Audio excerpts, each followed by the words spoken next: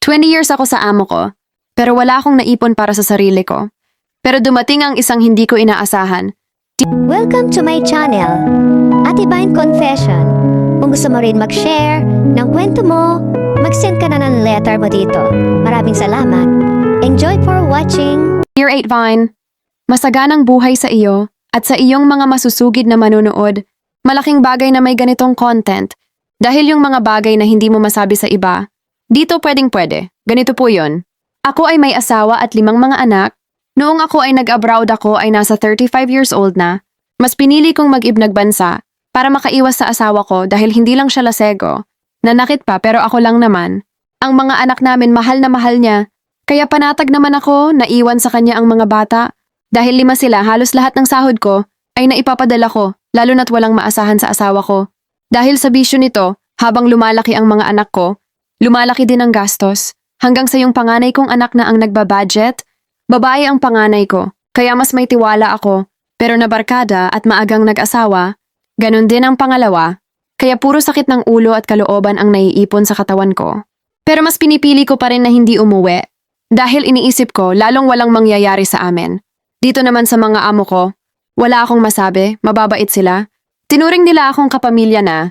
May 2 akong alaga, isang babae at isang lalaki. Maliliit pa lang sila nun, nung inalagaan ko.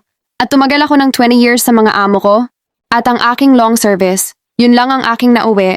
Noong ako ay nag-for good, sa 20 years ko sa ibang bansa, parang walang nabago. Ang bahay namin ay barong-barong pa rin. At ang asawa ko ay pumanaw na nang hindi pa ako nakauwi. Ang mga anak ko ay may kanya-kanyang buhay na. Mga nag-asawa ng maaga, ang natira sa akin ay ang bunso ko. Lalaki, isang pasaway din. Mabisyo pa, halos kaparehas ng ugali ng ama niya. Hindi siya natigil hanggat hindi ubos ang dala kong pera. At ang pinakamasakit pa, ibinenta ng mga anak ko ang bahay namin nang hindi ko alam. Kaya nang pinaalis ako ng bagong may-ari, wala na akong nagawa. Buti na lang at mabait ang aking kapitbahay kong si Liza. Kumari ko, inaanak ko ang panganay niyang anak na babae. Pinatira nila ako sa kanila at itinuring na pamilya. Sumapit ang aking kaarawan sa edad na 65 years old.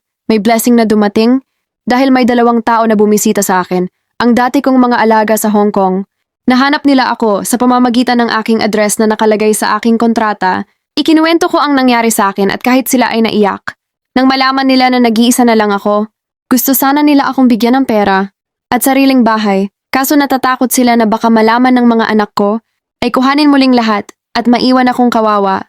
Kaya naisip nila na dalhin ako sa Australia. Dahil doon na sila nakabase, nagbabakasyon lang sila sa HK. At naisipan nga nila na pasyalan ako dito sa Pinas, hindi nila akalain na ang babaeng minahal nila bilang isang ina ay pinabayaan na ngayon ng sariling anak, kaya inayos nila ang aking mga papeles. At sa Hong Kong muna nila ako sinama. Para mas madali ang pag-process ng mga papel ko papuntang Australia, dito, tanggap nila ako. Parang magulang talaga ang turing nila sa akin. Buhay pa rin ang mga magulang nila at ako ang nag-aasikaso. Kahit na may sariling caregiver, binibigyan pa rin nila ako ng allowance ko at pinaiipon nila sa akot ko. Ngayon nalaman ng mga anak ko na andito na ako sa Australia. Nanghihingi sila ng pera pang Pasko daw. Para daw sa mga apo ko, hindi daw para sa kanila. Sunod-sunod na naman ang pagpaparamdam nila.